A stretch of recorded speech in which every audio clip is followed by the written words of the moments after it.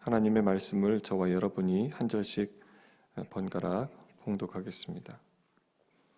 시몬 베드로와 또 다른 제자 한 사람이 예수를 따르니 이 제자는 대제사장과 아는 사람이라 예수와 함께 대제사장의 집들에 들어가고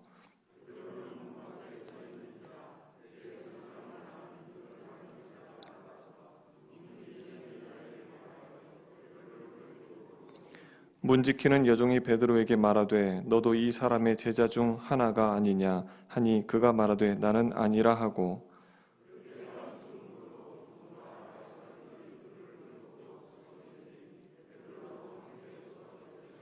대제사장이 예수에게 그의 제자들과 그의 교훈에 대하여 물으니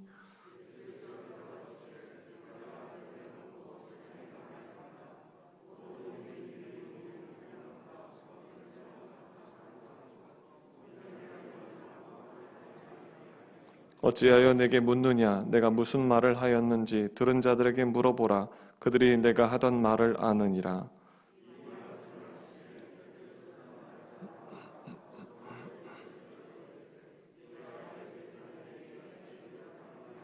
예수께서 대답하시되 내가 말을 잘못하였으면 그 잘못한 것을 증언하라 바른 말을 하였으면 내가 어찌하여 나를 치느냐 하시더라.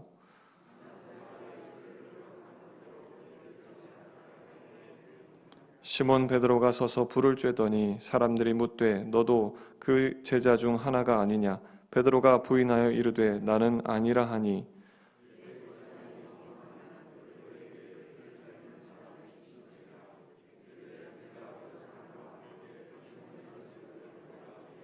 함께 읽습니다.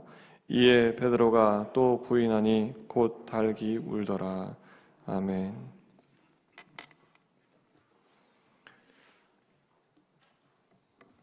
주님의 이름으로 여러분을 환영합니다. 우리 추만석 집사님 기도해 주신 것처럼 우리 사회가 혼돈과 무질서로 점철된 것 같아서 좀 가슴이 아프고 안타깝습니다. 성경에 보면 혼돈과 공허, 창세기에 혼돈과 공허라는 단어가 나옵니다. 그리고 잠시 후에 하나님께서 말씀을 하시면서 질서가 세워집니다. 질서 정연하게 이 세상이 바뀌는 그런 모습을 볼 수가 있습니다. 지구 전체를 그렇게 얘기하기보다도 오늘 우리 개인의 인생, 혼돈에 빠진 인생이라고 할 때 질서 있게 변화될 수 있을까? 그런 생각, 그런 질문을 한번 해봅니다. 여러분들은 이것이 가능하다 그렇게 생각을 하시는지요? 오늘 본문 말씀을 이렇게 보면 그 배경으로는 종교적으로 혼돈한 또 정치적으로 탐욕이 얽히고 설킨 그런 이스라엘의 백성들의 마음이 다 무너져 내린 상태가 되어 있는 그 땅에 누구 하나 믿을 대상이 없어서 공허하기 짝이 없는 그곳 예루살렘에 2000년 전에 나귀를 타고 입성하시는 한 젊은 청년이 나옵니다. 아시는 바와 같이 예수님이신데요. 그런데 그 예수님에게는 70명의 제자가 있었고 또 특별히 함께 데리고 다니는 12제자가 또 있었습니다. 그리고 자칭 수제자라고 불렸던 베드로 있었습니다. 적어도 공인된 수제자는 아니었던 것 같습니다. 베드로는 요한 그리고 야고보와 함께 예수의 수제자라 이렇게 불렸던 그렇게 알려졌던 인물인데 과연 수제자라고 부르기에 합당한 그런 인물이었는지 잘 모르겠습니다. 요한과 야고보 같은 경우는 어머니가 치맛바람을 일으켜서 그 예수님 앞에 문제를 일으켰던 그런 경험이 있습니다. 주님, 권좌에 앉으시면 좌의정, 우의정을 우리 아들들에게 좀 달라고. 제자들이 원성이 자자했죠. 또 예수님의 그 옆에 늘 곁에 아마 붙어 있었기 때문에 또 수제자라고 그렇게 보여졌는지 모르겠습니다. 베드로는 또 목소리가 항상 크고요. 그리고 항상 나서기를 좋아하고 그리고 남들 얘기하기 전에 먼저 얘기하는 거, 이걸 참 잘하는 인물, 그래서 또 실수가 많은 인물, 그런 인물이 아닌가 싶습니다.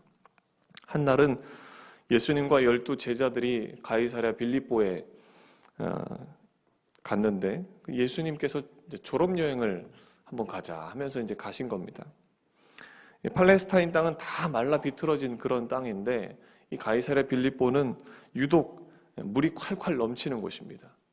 갈릴리 호수 바로 밑에 있는 곳이기 때문에요. 근데 예수님께서 그곳에서 제자들에게 졸업시험 문제를 냅니다. 첫 번째 문제가 사람들이 나를 누구라 하더냐. 제자들이 혹은 세례 요한이라 하고 혹은 선지자라 하고 엘리야라고 하기도 하고 합니다. 그러니까 이제 그거는 연습 문제였고요. 본 문제를 내는 것이죠. 그러면 너희는 나를 누구라 하느냐. 베드로가 재빨리 대답을 했습니다. 주는 그리스도시요 살아계신 하나님의 아들이시니이다. 마태복음의 이에 대해서 뭐라고 그러냐면 예수님이 극찬을 합니다. 바요나 시몬아, 내가 복이 있다. 하나님의 영감이 내게 임했다. 이러면서 마태복음 16장 18절 19절에 연이어서 또 뭐라고 말씀을 하시는가 하면 내가 네게 이르노니 너는 베드로라. 내가 이 반석 위에 내 교회를 세우겠다. 음부의 권세가 이기지 못하리라. 또 천국 연수를 주겠다. 그렇게 극찬을 하십니다. 근데 곧이어서 예수님이 뭐라고 그러시냐면 인자가 많은 고난을 받고 죽임을 당하고 제3일에 살아나야 할 것을 말씀을 하십니다. 근데 그 문장을 보면 비로소라는 단어가 나옵니다. 비로소. 아마 졸업고사를 잘 쳤기 때문에 이제는 좀 속 얘기를 해도 되겠다 싶었는지요. 비로소 얘기를 꺼내셨다는 겁니다. 내가 고난받고 죽임당할 것이다. 근데 거기서 베드로가 예수를 붙들고 항변했다고 나옵니다. 이 말은 원어로 보면 예수님을 베드로가 꾸짖었다 이런 말이거든요. 예수님은 결국 당신이 가야 할 길, 죄 많은 세상을 걸어서 갈 때 진리를 향해서 진리를 행하려면 고난과 죽음은 필연적이다 그렇게 생각을 했던 모양인데요. 베드로는 예수님 절대 그런 쓸데없는 소리 하지 마시라고. 그러면서 예수님을 오히려 꾸짖었다는 겁니다. 그때 예수님이 뭐라고 그러시냐면 사탄아 내 뒤로 물러가라. 너는 나를 넘어지게 하는 자다. 그러면서 예수님께서 굉장히 발끈하시는 모습이 나옵니다. 여러분 예수님이 이렇게 발끈하시는 장면도 보기 드문 장면입니다. 베드로는 방금 전에 극찬을 받았다가요. 또다시 금세 사탄 마귀라는 그런 취급을 받습니다. 베드로 개인에게 볼 때 여러분 이 베드로를 질서 있는 사람이라고 생각을 할 수 있겠습니까? 아니면 그 내면이 무질서하다 그렇게 느껴지십니까? 앞으로 이 인물은 어떻게 되겠습니까? 사실 예수님께서는 지금껏 당신이 가는 길에 대해서 그 길이 어떤 길인지 몸소 보여주시려고 하셨습니다. 예수님은 흔들림 없이 어떤 질서가 있다고 느껴질 만큼 일관되게 행동을 하셨습니다. 어느 날 제자들과 저녁을 이렇게 잡수시다가 자리에서 일어나 겉옷을 벗으셨습니다. 그리고 수건을 허리에 두르시고 대야에 물을 이렇게 친히 떠오시더니 제자들의 발을 차례차례 이제 씻기시고 또 수건으로 닦기 시작하는 그런 모습입니다. 그런데 순서가 지나가면서 베드로 차례가 되자 베드로가 절대 내 발은 씻을 수 없다고. 여러분 베드로의 그 행동을 우리 한국 사람들은 어떻게 봅니까? 다 가만히 있거든요. 근데 베드로 차례가 되자 나는 안 됩니다 하면서 발끈하는 거죠. 그러면 너무 튄다. 일단 그렇게 생각을 하지 않겠습니까? 절대 내 발을 씻기실 수 없다. 그렇게 하자 예수님이 이렇게 말씀을 하시죠. 내가 너를 씻어주지 않으면 너와 나와 상관이 없다. 그렇게 말씀하니까 베드로가 이번에는 이렇게 얘기합니다. 주여, 그러면 내 발뿐 아니라 손과 머리도 다 씻어주십시오. 막 목욕을 시켜달라고 이렇게 얘기를 하는 겁니다. 여러분 오버도 이런 오버가 없습니다. 이런 걸 보면 베드로가 수제자다. 예수님의 과연 수제자인가 하는 부분에 질문을 던질 수밖에 없습니다. 그런데 주님은 베드로를 잘 받아주십니다. 그리고 다시 따뜻하게 설명을 해주십니다. 이미 목욕한 자는 발밖에 씻을 필요가 없다. 너 그동안 나와 함께 하지 않았냐? 그리고 내 말을 잘 듣지 않았냐? 그게 목욕한 것이다. 그리고 우리가 땅에 발을 계속 딛고 사니까 그 발 정도, 그것만 깨끗하게 계속 씻어내면 된다. 이런 얘기죠. 근데 베드로는 여러분 생각을 해보면 과연 예수님의 말씀을 잘 들었는가? 또 정말 주님과 함께 했는가? 하는 부분에서 주님의 마음에 합한 그런 모습을 보였는가 하는 부분에서 의구심이 들지 않을 수 없습니다. 베드로는 어디로 튈지 모르는 그런 럭비공 같은 그런 인간입니다. 이쪽으로 튀고 아니면 저쪽으로 오버하고, 그런데 반면 주님은 계속 인내하시면서 용납하시면서 베드로를 사랑하시고 받아주시고, 물론 다른 제자들도 역시 그렇게 해주시는 거죠. 마가복음 14장 27절에 보면 예수님께서 돌아가실 때가 되어서 겟세마네 동산에서 기도하러 가시기 전에 감람산 언덕에서 골고다 언덕을 내려다 보이는 그 자리에서 제자들에게 이런 말씀을 하셨습니다. 너희가 다 나를 버리리라. 어쩌면 이 멘트는 제발 나를 버리지 말아달라 이런 간절함이 담겨있는 말인지도 모르겠습니다. 베드로가 또 예수를 붙들고 다 버릴지라도 나는 그리하지 않겠나이다. 그렇게 하자 예수님께서 다시 한번 구체적으로 말씀하십니다. 오늘 밤 닭이 2번 울기 전에 내가 3번 나를 부인하리라. 근데 베드로는 거기서 또 한 번 이렇게 해야죠. 힘을 주면서 이야기를 합니다. 내가 주와 함께 죽을지언정 주를 부인하지 않겠나이다. 여러분, 목소리에 힘이 들어간다는 것은 온몸에 지금 힘이 들어갔다는 거죠. 곧이어 이제 그 로마 병정들이 가룟 유다와 함께 예수를 잡으러 옵니다. 베드로가 흥분하면서 그때 손에 칼을 쥐었습니다. 손에 아마 땀이 났을 것입니다. 그리고 가룟 유다가 예수께 라삐어 하고 입맞춤을 하자 군인들이 이제 철컹철컹 하면서 순식간에 예수의 양팔을 딱 껴잡는 그런 모습을 보이죠. 그 순간에 베드로가 칼을 휘둘렀는데, 여러분, 대제사장의 종 말고의 그 오른쪽 귀가 싹둑하고 잘려 땅바닥에 놔둔 겁니다. 베드로는요, 어부 출신이지 칼잡이 출신이 아닙니다. 자칫 살인자가 될 뻔했습니다. 근데 그 예수께서 그 귀를 다시 만져서 다시 낫게 하시면서 이것까지 참으라. 근데 이렇게 하신 까닭을 보면 베드로를 보호하기 위함이라는 것을 우리가 좀 살펴볼 수 있습니다. 검과 몽치를 들고 온 군사들에게 그 요한복음에 보면 누구를 찾느냐 이렇게 묻거든요. 나사렛 예수라 그렇게 하니까 내가 그니라. 나를 찾는 것이라면 이 사람들은 보내다라. 이렇게 얘기합니다. 제자들을 같이 붙잡지 못하도록 그렇게 하는 거죠. 예수님은 어떻게든 제자들을 보호하려고 했음을 알 수 있습니다. 마치 어미가 젖먹이 자식을 아끼고 사랑하듯이 그렇게 사랑하셨습니다. 근데 요한복음의 13장 1절에 보면 6월절 전에 예수님께서 자기가 세상을 떠나 아버지께로 돌아갈 때가 이른 줄 아시고 세상에 있는 자기 사람들을 사랑하시되 끝까지 사랑하시니라 이렇게 말하고 있습니다. 제자들을 향한 사랑이 끝까지 계속되고 있다는 말이죠. 계속 말 안 듣고 계속 딴짓하고 계속 엉뚱하게 하고 있는데 예수님은 계속 사랑하고 있습니다. 예수님께서 그렇게 군사들에 의해서 결박당하시고 기드론 골짜기를 건너 안나스 집으로 이제 끌려갑니다. 안나스 집까지 따라간 베드로는 그 집 안으로 들어갈 수가 없었습니다.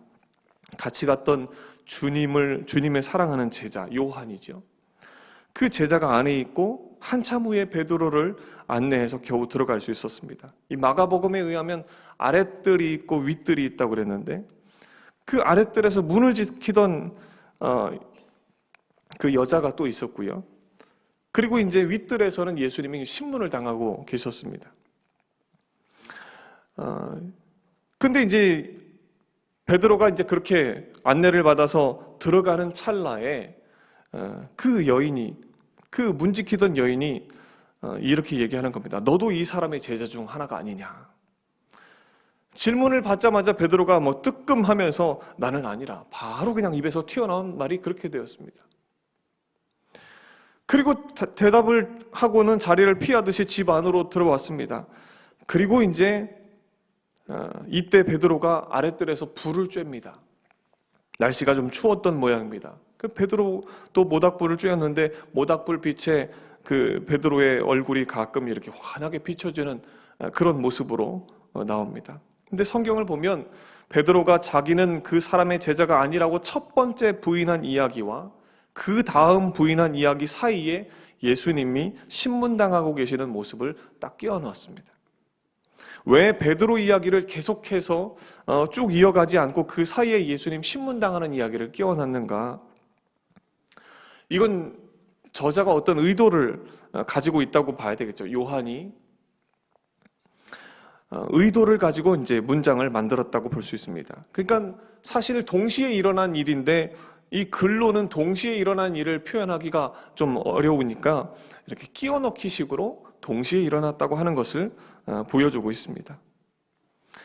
예수님이 신문당하시는 모습을 첫 번째, 베드로의 첫 번째와 두 번째 그 부인한 사건 사이에서 넣음으로써 동시에 일어나고 있다 하는 것을 보여주는 것이죠. 그러니까 예수님은 결박당한 채 가장 어려운 순간을 맞고 계시는데 베드로는 그 아랫뜰에서 예수님을 부인하고 있었다고 하는 것이죠. 베드로는 잘 몰랐지만 그분은 예수님은 베드로의 모습을 그 부인하는 장면을 다 보고 계셨다는 말입니다. 주님은 높은 데서 재판을 받고 계셨기 때문에 다 볼 수 있었습니다. 근데 가장 비극적인 장면이죠. 요한복음 저자는 이처럼 생생하게 그리고 있습니다. 제자가 선생님이 고난을 당하고 있는데 그 앞에서 그분을 모른다고 부인하는 그런 장면을요. 여러분 3년이나 예수님과 동거동락하면서 한솥밥 먹으면서 따라다녔던 베드로가 어떻게 자기 선생님을 그렇게 쉽게 배반할 수 있을까요? 주를 위하여 감옥에도 가고 죽는 자리에도 함께 가겠다고 다짐했던 그런 사람이 하인들 앞에서 너무 쉽게 그렇게 무너져 버렸습니다. 그런데 주님은 베드로를 버리지 않으십니다. 그런 제자라 할지라도 그런 파렴치라고 할지라도 끝까지 붙들어 주십니다. 그렇다고 해서 베드로의 허물을 그냥 묻어두고 그저 교회를 맡기신 것은 아닙니다. 주님이 그 베드로를 어떻게 치유해 가시는가 하는 얘기가 21장부터 나오는데요. 21장 3절에 보면 나는 물고기 잡으러 가노라. 베드로가 업으로 금방 돌아갑니다. 물론 요한도 베드로와 함께 했습니다. 예수님께서 부활하신 후에 베드로가 가 있는 갈릴리로 찾아갑니다. 갈릴리 호수에서 베드로가 밤새도록 배를 띄워서 놓고 그물질을 했지만 물고기를 하나도 잡지 못했습니다. 누군가 해안에서 그물을 배 오른편에 던지라 그렇게 외치는 소리를 듣고는 그 얘기를 듣고 그물을 배 오른편으로 던졌더니 물고기가 많아서 그물을 들 수 없을 정도라고 합니다. 요한이 거기서 야 주님이시다 주님. 베드로가요 그 소리를 듣고는요 우통 벗고 있었는데 옷을 입고는 물속으로 뛰어들었습니다. 물속에 뛰어들면서까지 주님께로 간 베드로의 모습을 생각을 해보면 아마 가서 주님을 껴안고 포옹이라고 하고 이럴 것 같은데 그런 모습이 전혀 없고 아무 말도 하지 않았다고 말합니다. 베드로가 예수님을 모른다고 부인한 이후에 지금 주님을 처음 만난 것입니다. 그리고 주께서 베드로에게 무엇인가 말씀하실 것 같은데 아무 말씀도 없으시고 베드로도 용서를 빈다든지 변명을 한다든지 해야 할 것 같은데 아무 말이 없습니다. 예수님이 하신 말씀은 한마디였습니다. 가서 잡은 물고기를 좀 가져와라. 베드로가 고기를 가져와 보니까요 거기에는 언제부터 불을 피워 놓았는지 모르지만 숯불이 벌겋게 그렇게 달아올라 있었습니다. 그 위에는 빵과 물고기가 놓여져 있었죠. 방금 잡은 물고기도 거기다 올려놓고는 이리 와서 조반을 먹어라. 식사 자리에 초대를 합니다. 제자들을. 식사를 하는데 다들 앉아서 꿀먹은 벙어리입니다. 아무 말도 없습니다. 주님도 말씀이 없으십니다. 성질 급한 베드로가 한마디쯤 할 것 같은데 아무 말도 없고 다른 제자들도 말이 없습니다. 무거운 침묵이 흐릅니다. 묻고 싶은 말도 많을 것 같고 하고 싶은 말도 많았을 텐데 아무 말이 없습니다. 또 주님으로부터 한마디가 없으니까 제자들이 얼마나 불안한지 모릅니다. 특별히 베드로는 침묵 속에서 가슴이 터질 것 같았을 것 같습니다. 차라리 주님이 뭐라고 책망이라도 해주셨으면 좋을 텐데 아무 말이 없으시니까 더 불안했을 것입니다. 왜 주님은 말이 없으셨을까? 또 제자들은 왜 아무 말도 하지 않았을까?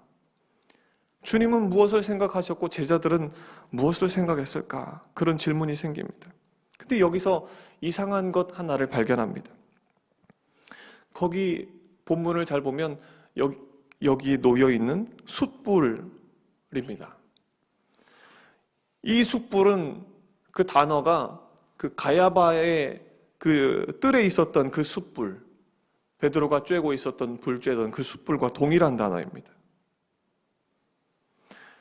요한이 이것을 기록을 하면서 그 숯불이 그 숯불이다 하는 것을 일부러 이제 암시하는 것이죠. 베드로가 생각을 했을 거라는 겁니다. 불을 쬐면서 그 숯불이 생각이 났을 것이고 그 숯불을 쬐면서 자기가 예수님을 부인했던 것이 생각이 났고 그리고 절대로 부인하지 않겠다고 장담했던 그런 말까지 연결되어서 떠올랐을 것이라는 겁니다. 입이 백가래도 할 말이 없습니다. 부활하신 스승 앞에 죄송하고 부끄러울 뿐입니다. 그런데 주님은 말씀이 없으시니까 더더욱 죽을 맛입니다. 제대로 밥을 먹었을까요? 시간이 좀 흘렀습니다. 그리고 주님은 조용하게 베드로에게 이렇게 물으십니다. 요한의 아들 시몬아, 내가 이 사람들보다 나를 더 사랑하느냐? 이 질문을 받은 베드로의 마음에는 만 가지 생각이 교차했을 것입니다. 왜 하필 사랑 이야기인가? 차라리 너 그럴 수가 있느냐? 그런 순간에 그것도 내가 그처럼 고통스러웠을 때 나를 부인해? 앞으로 어떡할 거냐? 하고 그렇게 물어봤으면 좋았을 것 같습니다. 근데 지금 사랑하느냐고 물으면 어떻게 대답을 하란 말입니까? 별별 생각이 있었을 겁니다. 또 잠시 시간이 흐른 뒤에 베드로가 대답을 합니다. 주님, 그러하나이다. 내가 주님을 사랑하는 줄 주님께서 아시나이다. 그러자 주님이 내 양을 먹이라. 그렇게 말씀하신 후에 또다시 두 번째 같은 질문을 하십니다. 세 번째도 역시 요한의 아들 시몬아, 내가 나를 사랑하느냐? 그때마다 주님은 내 양을 치라, 내 양을 먹이라. 그렇게 다시 한번 말씀을 해주십니다. 근데 문제는 여기서 주님이 베드로에게 나를 사랑하느냐라고 왜 물으셨는가 하는 점이죠. 어찌 보면 예수님은 참 짓궂다 그런 생각도 듭니다. 가장 결정적인 순간에 배반한 사람에게 나를 사랑하냐고 묻는 거죠. 가장 고통스러운 순간에 베드로가 대답을 어떻게 할 수가 없는 그런 상황으로 몰고 가는 거죠. 왜 그랬을까요? 내가 나를 사랑하느냐? 이 말을 뒤집어 보면 질문이 아니라 베드로에게 도리어 사랑을 고백하고 있다는 생각이 듭니다. 베드로야, 네가 3번이나 나를 모른다고 했지만 나는 지금도 너를 사랑한다. 이 말을 들은 베드로의 마음이 어땠을까요? 어느 때보다도 더 가슴이 뜨거웠을 것입니다. 그분은 죄에 대한 책망이 없습니다. 도리어 사랑한다고 고백하고 계시는 거죠. 이 본문을 제가 한 16년 전에 그 첫 목회를 이렇게 하다가 어느 목회자 수련회에 참석을 했을 때 그 설교를 듣는 중에 이 베드로에게 던진 예수님의 그 질문이 제 가슴에 딱 와서 부딪히더라고요. 그리고 그 부딪힘 때문에 그때 통곡하고 회개했던 기억이 있습니다. 내 안에 목회를 하면서도 이제 막 목회를 시작을 해가지고 하는데 뭔가 모를 죄책감, 부끄러움, 그리고 눌림, 어떤 상처 그런 것들로 인해서 교인들을 또 전도 대상자들을 그 지방의 목회자들을 바로 섬기지 못하는 그런 제 자신이 참 답답하고 한심하고 이게 목사인가 하는 싶은 그런 자책감이 깊어지던 때에 그때 제 가슴에 던져주시는 주님의 음성이 네가 나를 사랑하느냐 하는 음성이었습니다. 그 질문 앞에서 부끄러우면서도 품어주시는 듯한 그 주님의 사랑이 느껴져서 얼마나 울었는지 모릅니다. 근데 그렇게 주님의 음성, 주님의 말씀을 듣고 나니까요, 다시 시작할 수 있겠다라는 자신감이 이게 슬슬 올라오더라고요. 그 회복이 되더라고요. 여러분, 주님은 우리에게 그런 분이신 줄로 믿습니다. 베드로 역시 내가 너를 사랑한다라고 하시는 주님의 음성을 들으면서 한없이 울었을 것입니다. 흐느껴 울지 않았을까 싶습니다. 이 흐느껴 우는 순간에 돌덩이처럼 그 가슴을 막고 있던 죄책감, 그 아픔, 이런 것들이 눈 녹듯이 녹아졌을 것이고 주님의 사랑이 그 가슴을 가득 채웠을 것입니다. 상처를 치료해주는 힘이 주님의 사랑 안에 있다고 믿습니다. 그뿐 아니라 이 사랑은 그 사람으로 하여금 세상에서 살아갈 수 있는 위대한 능력을 공급해 줍니다. 어떤 분이 이런 글을 쓴 것을 읽어본 적이 있습니다. 오늘의 교회는 주님의 교회가 아니다. 교회에 가면 교인들은 점점 죄책감에 눌리고 무거운 짐을 지고 산다. 교인들 간에 갈등이 더 많다. 서로 높아지려고 싸우고 암투가 벌어지고 있다. 이래서 예수님의 교회라고 할 수 있을까? 여러분, 오늘 우리의 문제는 무엇인가요?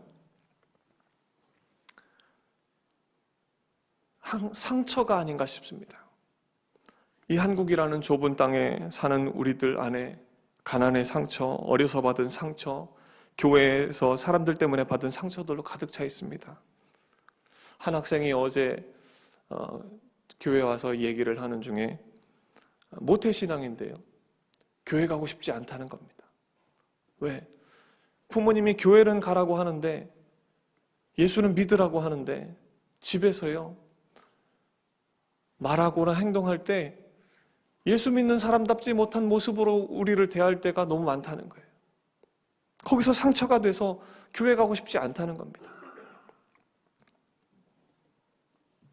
그런 상처들로 가득해서 여러분, 불쑥불쑥 또 그것이 우리 안에 잠겨져 있는 그것 때문에 뛰쳐나오고 그래서 내 신앙을 파괴하고 인간관계를 파괴하고 그런 모습을 우리는 경험을 합니다.